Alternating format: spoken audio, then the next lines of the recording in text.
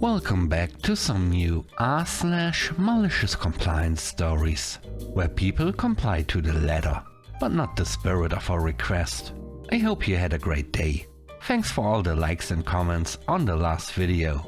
And now let's start with the first story. It's called Everything is Planned. I used to work at a UK retailer that was part of a 300+ store chain. One day, someone at head office had the bright idea to create weekly planograms. Detailed layout showing the exact location of every single product, in each section of every store, regardless of size or stock availability. These master plans were meant to make every store look identical, with weekly updates sent down from on high. Sounds fine in theory, right? Except our tech department was the definition of chaos. This section usually had tablets, Bluetooth speakers, headphones, cheap laptops and a smattering of random tech-adjacent gear that head office had sourced from somewhere. The problem? What we received almost never matched what the plan said we should have. Not even close. Sometimes we were missing entire categories. Other times we got 5 boxes of junk that wasn't even supposed to exist. Our store manager flagged this multiple times. To his boss, to other stores, directly to head office. Everyone agreed and made no sense, but nothing changed. So, like any sensible team, we just stopped caring about the plans and merchandised based on what we actually had. We made the section look full, tidy, and, shock, it actually sold stuff. Apparently, someone in HQ noticed some stores weren't following the planograms. Probably because, they are impossible.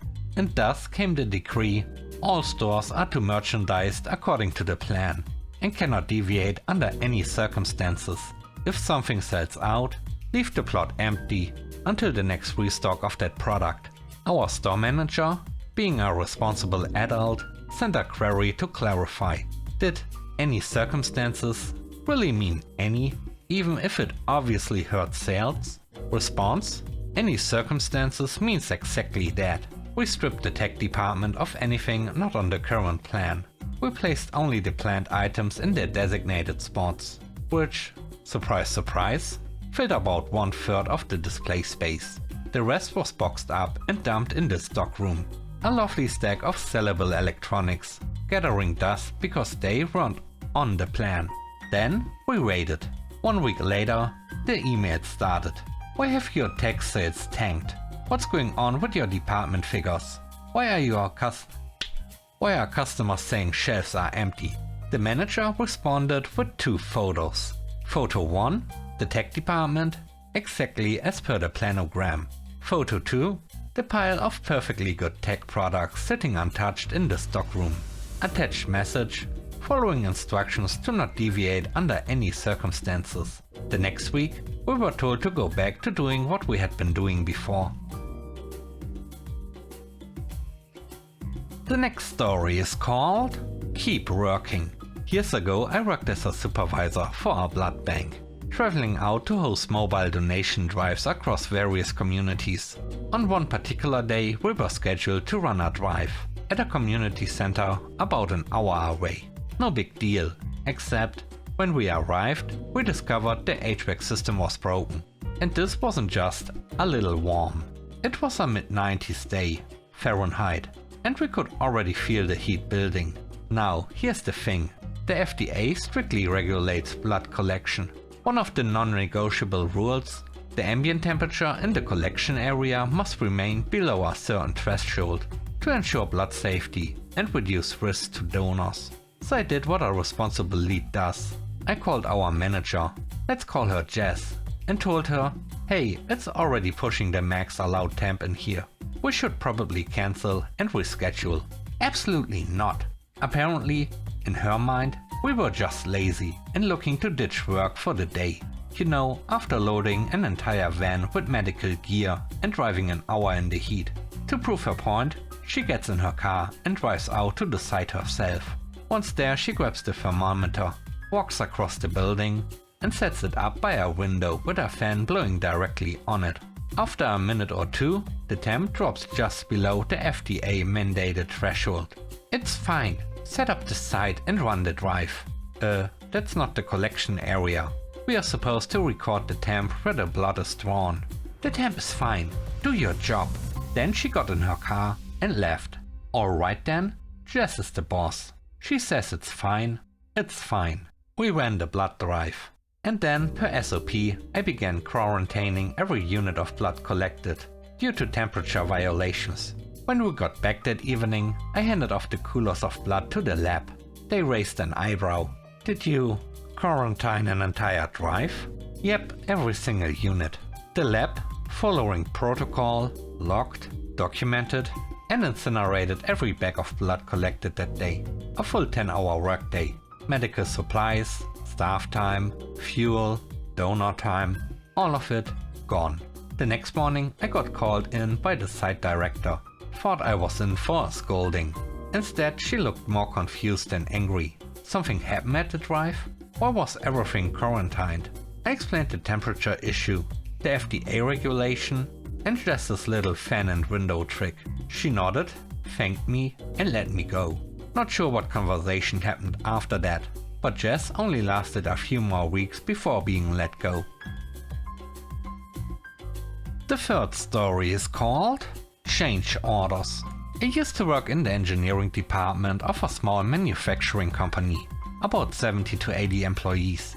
One of my main responsibilities was handling design changes, editing part and assembly drawings, bills of materials, and generally keeping everything synced between engineering and manufacturing. Before, we'd handle change requests the old school way, stacks of paper passed from desk to desk, sometimes getting lost in the black hole that is someone else's inbox. Eventually, someone in leadership decided it was time to drag the process into the 21st century. Enter new engineering change order software, a digital system designed to replace paper trails and centralize the change process. In theory, great idea. In practice, not so much. The software had a half-baked implementation, and nobody really had the time or bandwidth to learn it properly or refine the workflow. One major issue: once an item was added to a change order, it was completely locked down. That meant no one on the floor could build it, sales couldn't enter orders for any machine using that component. If it was used in multiple products, entire sections of the company ground to a halt. I raised this concern several times. My direct manager got it, but couldn't get the right people together to fix it. Then came the perfect storm. I was assigned a design change for a hardware component, used in literally every single machine we build. I warned my manager, once I start the change order, nobody will be able to sell anything until it's completed. He just shrugged and said, do it. Alrighty then, let's lock down the whole company. Within 30 minutes, a panicked salesperson showed up at my desk, asking why he couldn't enter a customer order. I calmly explained. Soon after, the VP of the company was at my desk, wanting to know why sales had come to a standstill. So I explained it again, and reminded him, I've been saying for months that this is how the software works. If you want it to work properly, you need to bring the right people together and finish designing the process. Cue the sudden burst of urgency. Within the day, the VP had rounded up all the relevant people who had been dodging process meetings for months. It took a few days, but they finally hashed it out. And that component I was changing, it got expedited and approved within the week. The software workflow is significantly better afterward. The last story is called Answer Right Now. A couple of years ago, I took over a restaurant in the heart of our capital city with a couple of friends.